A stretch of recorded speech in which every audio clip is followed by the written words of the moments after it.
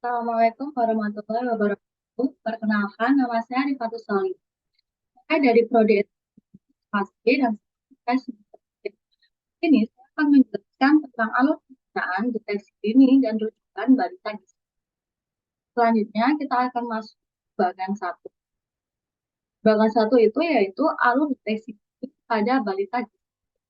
Yang pertama ada penemuan kasus. Mana penemuan kasus ini terdapat penemuan kasus pasif dan penemuan kasus aktif. Penemuan kasus pasif yaitu balita yang datang berkunjung ke posyandu, PAUD atau BKM dan ditemukan adanya gizi buruk. Selanjutnya ada penemuan kasus yang aktif, di mana penemuan kasus ini ditemukan oleh masyarakat atau petugas saat melakukan kunjungan rumah sakit atau saat pelacakan secara acak. Lalu kita turun pada hasil pengukuran. Balita yang datang ke posyandu atau ke fasilitas pelayanan kesehatan dengan berat badan tidak naik, lalu BGM dan lilak warna kuning dan merah, perlu dilakukan rujukan ke puskesmas atau fasilitas kesehatan lainnya untuk dilakukan konfirmasi status gizi dengan pemeriksaan klinis dan antropometri. Biasanya kita bisa menggunakan indikator berat badan menurut panjang badan atau berat badan menurut tinggi badan dan juga lilak. Selanjutnya, pada rujukan bayi atau balita yang ditemukan pada saat kunjungan rumah atau pada saat pelacakan kasus dengan kondisi balita yang terindikasi mengalami hambatan pertumbuhan, balita yang berumur 6 sampai 50 dengan nilai berwarna putih yaitu sekitar 11,5 sampai dengan kurang 11,5 cm, merah apabila kurang dari 11,5 cm, balita dengan painting edema bilateral, balita yang tampak kurus, dan bayi kurang dari 6 bulan yang mengalami kesulitan menyusui, baik disebabkan karena faktor bayi maupun oleh faktor ibu. Ini perlu dilakukan rujukan ke puskesmas untuk dilakukan konfirmasi status dengan pemeriksaan klinis dan antropometri menggunakan indikator berat badan, tinggi badan, dan berat badan panjang badan serta lilak.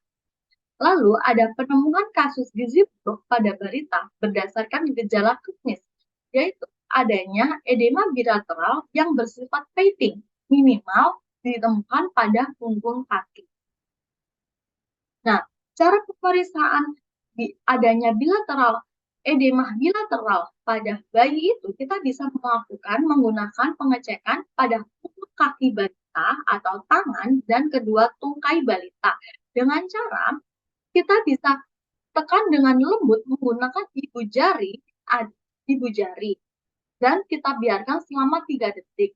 Lalu kita lakukan bekas tekanan tertinggal pada kedua kaki atau tangan, ini menunjukkan anak tersebut mengalami edema. Selanjutnya kita masuk ke balita dengan gizi kurang. Balita yang menderita gizi kurang apabila ditemukan tanda-tanda berat badan atau berat badan menurut panjang badan atau berat badan menurut tinggi badan itu sebesar min 3 SD sampai dengan kurang dari min 2 SD. Nilai antara 11,5 cm sampai dengan kurang dari 12 cm di usia 6 sampai 59 bulan dan tidak ada edema. Nah, balita yang mengalami gizi kurang ini disarankan untuk datang secara rutin ke posyandu setiap bulannya untuk dipantau berat badannya dan diberikan konseling PMDA dan konseling pemberian makan sesuai usia balita. Hal ini lakukan untuk mencegah terjadinya gizi. Selanjutnya kita masuk kepada balita dengan gizi buruk. Nah, balita yang menderita gizi buruk ini ditemukan tanda-tanda sebagai adanya edema. Hal itu pada kedua punggung kaki dan tangan. Berat badan menurut panjang badan atau berat badan menurut badannya kurang dari 3 SD. Lalu lilaknya kurang dari 11,5 cm sampai di di mana usianya itu masih 6 sampai 59. Ada beberapa layanan balita gizi buruk. Itu tuh bisa dilihat dari tanpa komplikasi medis dan diberikan layanan rawat jalan. Balita gizi buruk dengan komplikasi itu diberikan layanan rawat inap. Sedangkan balita gizi buruk tanpa komplikasi itu bisa diberikan rawat jalan. Nah, apa aja sih tanda-tanda dari komplikasi medis itu? Tanda-tanda komplikasi medis yang bisa kita temui yaitu adanya anoreksia, dehidrasi berat seperti muntah yang terus-menerus dan juga diare, lalu letargi atau penurunan kesadaran, balita mengalami demam tinggi, dan bernafas atau pernafasannya itu secara cepat. Dan yang terakhir, kedepannya anemia berat. Nah, selanjutnya kita masuk ke ke balita dengan gizi buruk yang dapat didapat di rumah sakit, yaitu bayi yang kurang dari 6 bulan menderita gizi buruk apabila ditemukan berat badan menurut tinggi badannya itu kurang dari 3 SD dan adanya edema. Bayi yang kurang dari 6 bulan perlu dirawat inap di rumah sakit apabila ditemukan tanda-tanda seperti berat badan menurut tinggi panjang badan itu kurang dari -3 SD, ada edema, terlalu lemah untuk menyusui, berat badan tidak naik atau berat badan menurun, dan juga terdapat tanda-tanda komplikasi medis lainnya. Nah, bayi yang kurang dari 6 bulan dan menderita gizi buruk dan balita yang umurnya lebih dari 6 bulan dengan berat badan kurang dari 4 kilo dirujuk ke rumah sakit untuk mendapatkan rawat jalan, untuk mendapatkan rawat inap di rumah sakit. Untuk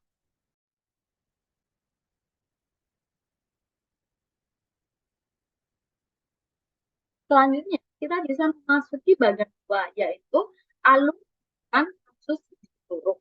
Nah, penemuan kasus balita gizi buruk itu dapat melalui masyarakat atau buruk. Maksudnya itu penemukan kasus pasif di mana balita gizi buruk ini kan saat balita tersebut berkunjung ke posyandu atau fasilitas pelayanan kesehatan lainnya. Yang kedua, penemuan kasus aktif, yaitu penemuan kasus oleh masyarakat atau petugas saat kunjungan rumah atau saat pelacakan kasus. Selanjutnya, ada balita yang dirujuk ke puskesmas. Ini balita yang dirujuk ke puskesmas.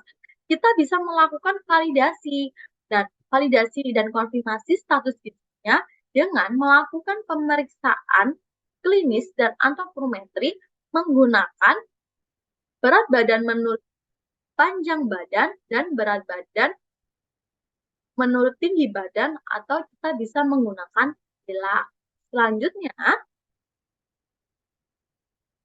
Selanjutnya itu berdasarkan hasil validasi ini kita bisa menemukan, berdasarkan hasil validasi dan konfirmasi status gizi balita ini, kita bisa menentukan jenis layanan yang dapat diberikan kepada balita ini, seperti balita dengan gizi buruk tanpa komplikasi medis dilakukan layanan rawat jalan, sedangkan balita dengan komplikasi medis kita bisa melakukan rawat inap.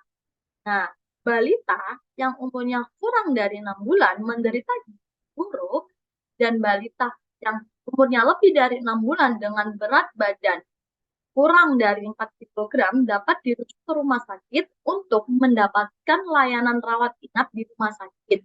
Nah, sedangkan untuk bayi dan balita gizi buruk yang dirawat di rumah sakit dan puskesmas dapat dilakukan pemantauan dan evaluasi. Nah, pemantauan dan evaluasi kita bisa melakukan seperti evaluasi dan cari faktor-faktornya. Bila perlu dirujuk ke Fasyankes atau tempat rujukan yang lebih tinggi apabila kondisi balita tidak membaik. Nah, kalau kondisi balita membaik, maka apabila bayi dan balita dirawat inap pada fase rehabilitas, maka dapat dipindahkan ke layanan rawat jalan. Lalu, Apabila balita itu sudah sembuh, bila dirawat di rumah sakit dan dapat dirujuk balik ke puskesmas untuk mendapatkan pengawasan dari puskesmas dan anjuran kontrol serta pemantauan pertumbuhan rutin posyandu. Dan bila dirawat puskesmas, anjurkan untuk melakukan pemeriksaan pertumbuhan secara seperti itu alur pembacaan deteksi dini balita gizi buruk dan alur rujukan kasus buruk. Apabila ada salah kata, saya mohon maaf. Terima kasih.